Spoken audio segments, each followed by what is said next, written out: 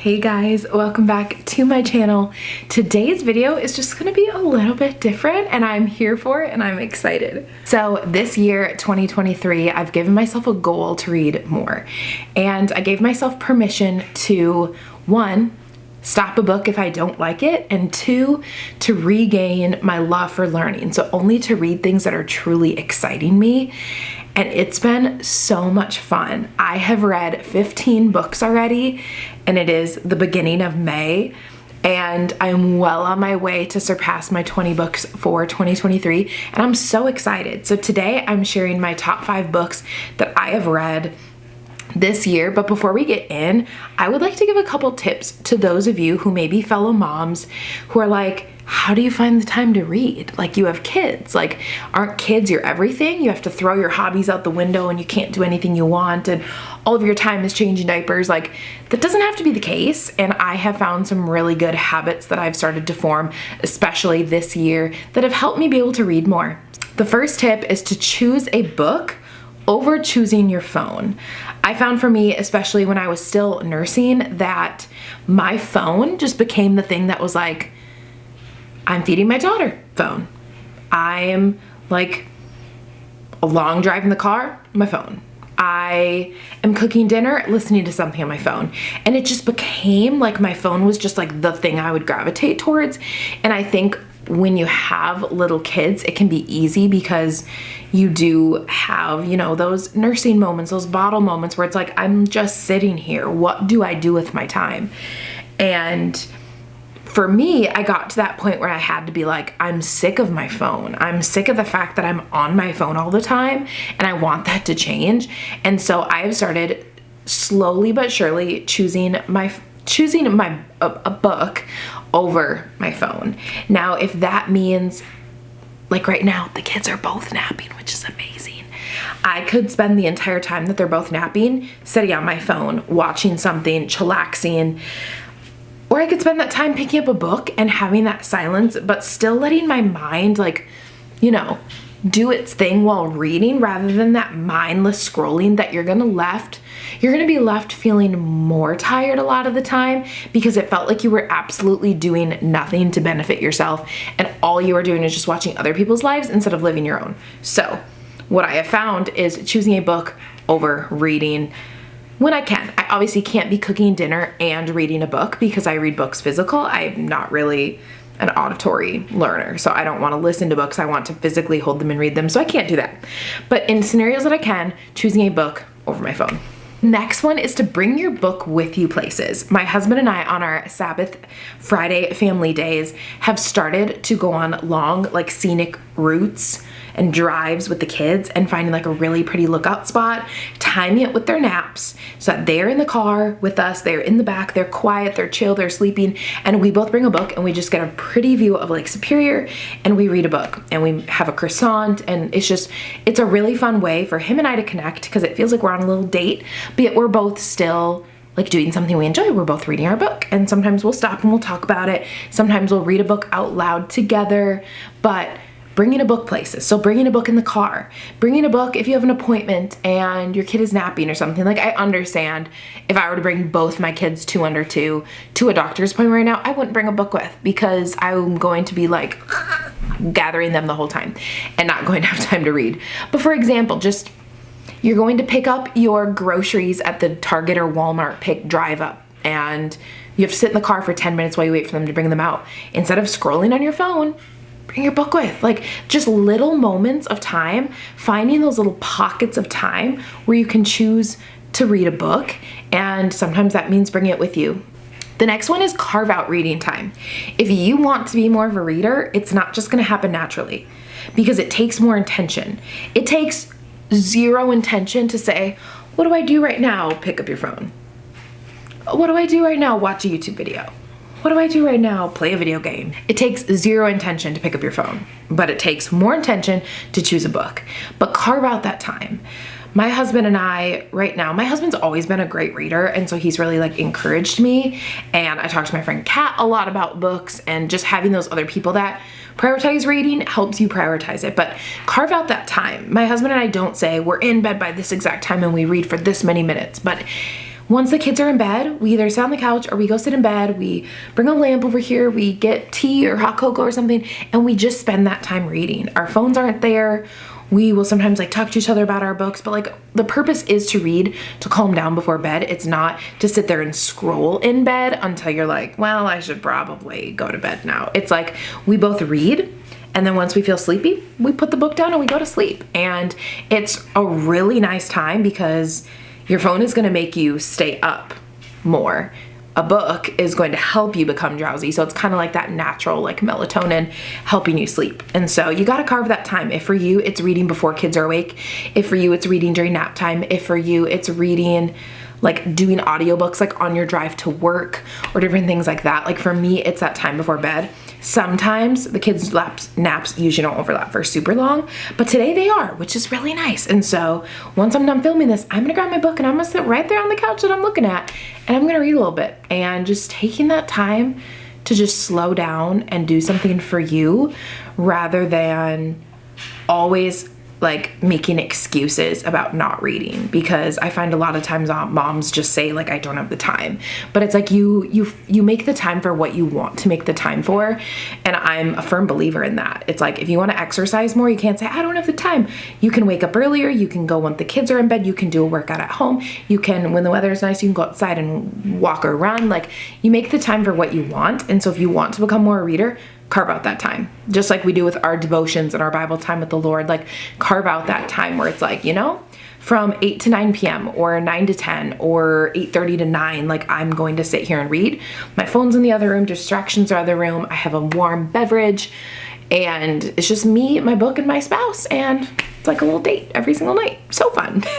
The next one is find books at used stores or listen online. And so there's a lot of people who do like different audiobooks and things like that. Again, like I've mentioned, I want a physical book in my hand, and that can get expensive. If you're going to Barnes & Noble every single like week or two for a new book, you're going to be spending a lot on books. But we just have a few books displayed behind me. My husband loves books. He has so many books in his office at church, and so many books in our garage that we can't even fit on the shelf in the house. And so you can save so much money by finding them used, and it's really fun. You know, you go and you look at what speaks to you and you read the back and you look at the covers and you go to authors you know you like and different people that you follow, like books I'm going to share today. Like, oh, maybe Tia likes that book. Like maybe I'll pick it up if I see it. And like it makes it kind of like a scavenger hunt to like thrift them. And then you're spending a couple dollars on a book that's normally like $15, $20, $30. And so that's super nice. My last tip is to get the app Goodreads. Now, this app I was really hesitant in getting, and I don't exactly know why I was hesitant, but this app, it looks like the little G. It's an app where you can track the books that you are on your TBR, like your want to read list. You can track the books you have read. You can categorize them onto like different like bookshelves.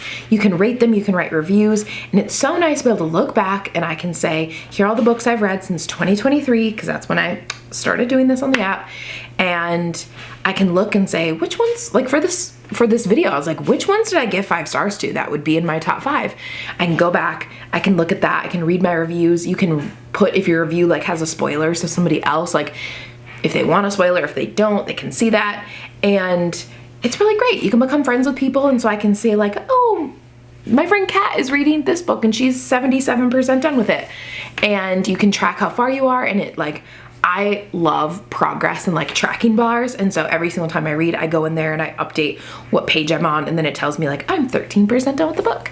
And that's just like really fun for me too. So it's a really cool way to track your books. And so I think the app makes it a little bit more fun to read as well. Okay, now let's move on to probably the reason that you clicked on today's video. I'm gonna share the top 5 books that I've read this year, and I've really been in like a mystery kick, but these are not all 5 mysteries. I think there's 2 of them are mysteries, so don't feel like, I don't like mysteries, I'm out, because I have a good wide variety of genres here. And these are not gonna be in any order because that would just be asking for too much from me right now. I can't.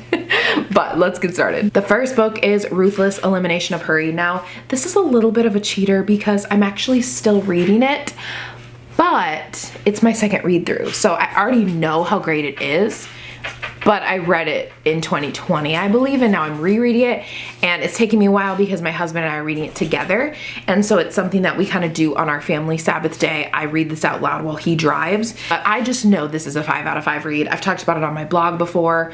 I've told a handful of friends that haven't read it, like, read this book. It's amazing. Ruthless Elimination of Hurry by John Mark Comer. This book is just like, if you want to be convicted and you want to read stats about how our culture is just run by hurry and do, and God is saying, come to me, you who are weary, I will give you rest. And just about the Sabbath and about rest and just about like the posture of our hearts on rest, and just why our culture is so driven by like, you are more successful the more productive you are, and the more that you go and are stressed, the more you are like good or doing a good job, and that's just so like far from biblical truth. And so this book is just honestly 10 out of 10.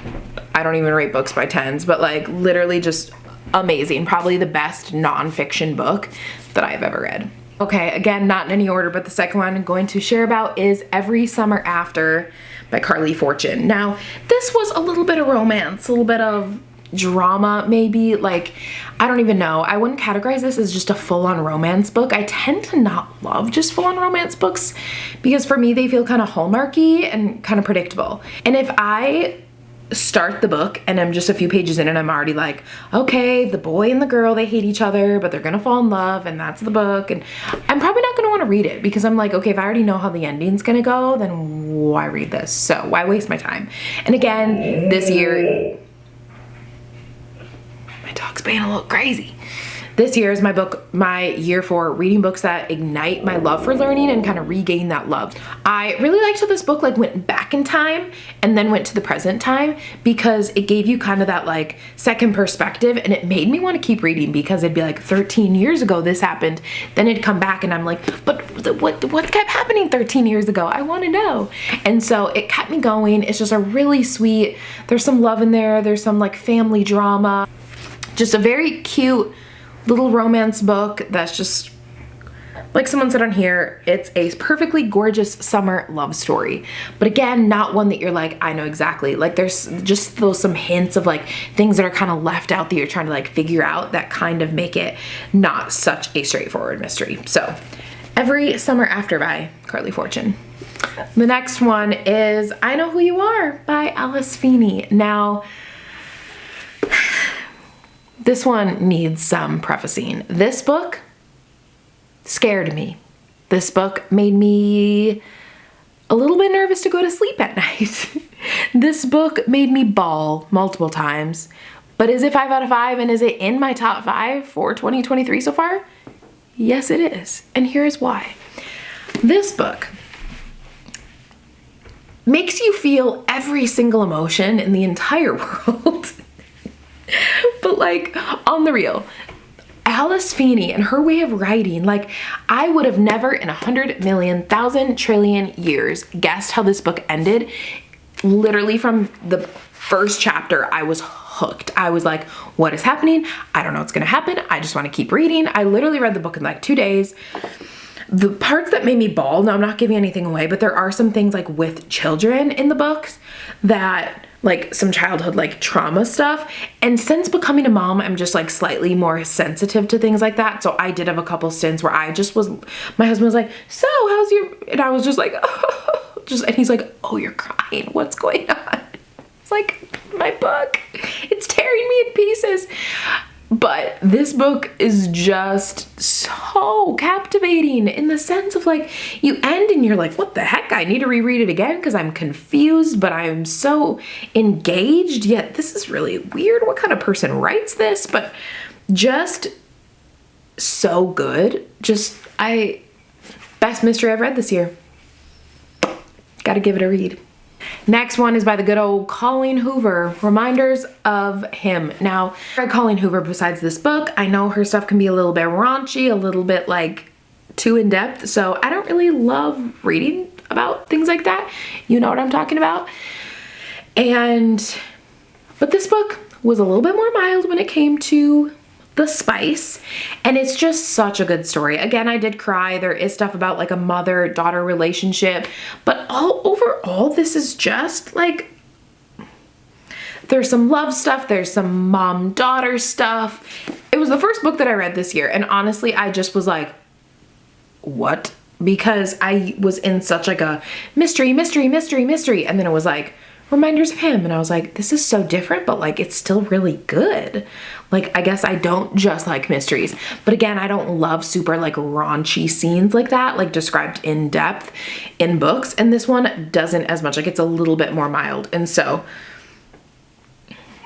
the back says, a young mother fights to earn a place in her child's life, but is there room for her? So I don't know, is there? You'll have to read to find out. And the fifth book I want to talk about today is In My Dreams, I Hold a Knife. Now, this would definitely be the bottom of my top 5. I was looking through my Goodreads app and I was like, I have a lot of books that I gave 4s or 5s. This was one I gave a 5 to, but my husband and I were just talking about books yesterday at dinner. It was Mother's Day, so we had a little date night, and I was like, what's your favorite book you've read so far? And we were talking about this one because he also read this, and I was like, you know, or he's the one that said it. He said, in the moment I was engaged, I enjoyed it, but I haven't thought about it once since I finished it. This book, I've thought about multiple times since finishing it, thinking about it, just like the craziness of how it ended and how the characters and just everything. I've thought about this book. Like, it's left an imprint on me. This book really didn't. But again, this is my top 5. So like, obviously it's good. Me engaged. The characters, like, you really get to know people. I didn't see where it was going, but it says 6 friends, 1 college reunion, 1 unsolved murder. And so it is a murder mystery book, if you couldn't tell, because it's talking about a knife, and yeah. But again, a little bit less memorable than like that one, because I've read a lot of good mysteries, but like this one was really engaging in the moment. It's just not one that I'm like gonna keep thinking about, but again, that's okay. Like, not all books are gonna be like that. And I Know Who You Are was just like a special one, because that was just really different and really like whirlwind of emotions. This one was just kind of more of that even keeled, like, I was engaged, I wanted to know what happened, it was suspenseful, but I wasn't left with this huge imprint. But if you're looking for just a fairly straightforward, you're not gonna know what's gonna happen, but you're going to be engaged, In My Dreams, I Hold a Knife, Ashley Winstead. Really good book.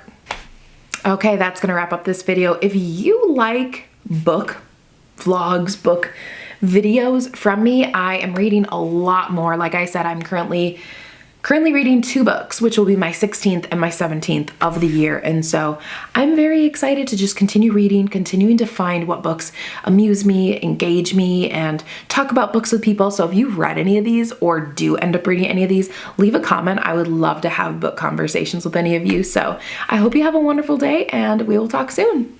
Bye.